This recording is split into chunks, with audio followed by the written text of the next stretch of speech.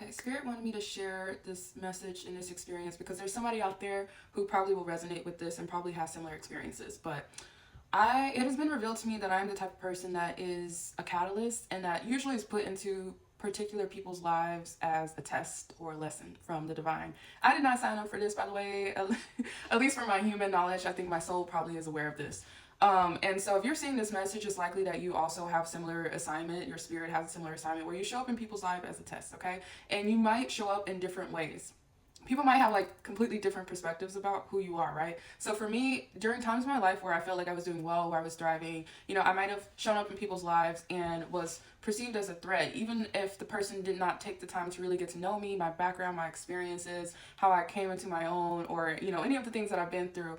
I've been in environments where I was perceived as a threat and I was either ostracized or bullied or just treated poorly, even without doing anything but just being myself, sharing my ideas, speaking up for myself, doing well, whether it was doing well in school or doing well in work environments. It's like me just shining my light and doing a good job and being myself and not being afraid to be bubbly or weird or nerdy or whatever. It was off putting to people during the times of my life when I felt like I was perceived as successful, okay? And then other times in my life when, I struggled with severe mental health issues. I'm someone who was diagnosed with BPD or depression. I'm someone who's been through every form of abuse that you can imagine since childhood. I'm someone who, didn't grow up with both of my parents and has, gone through sexual abuse and trauma and has been homeless. Like, I'm someone who's been through a lot, okay? And I've been in the mental health care system. I've been through psychosis. I've had like schizophrenic psychosis attacks, like all of that stuff. Meeting people when I was going through those moments, right?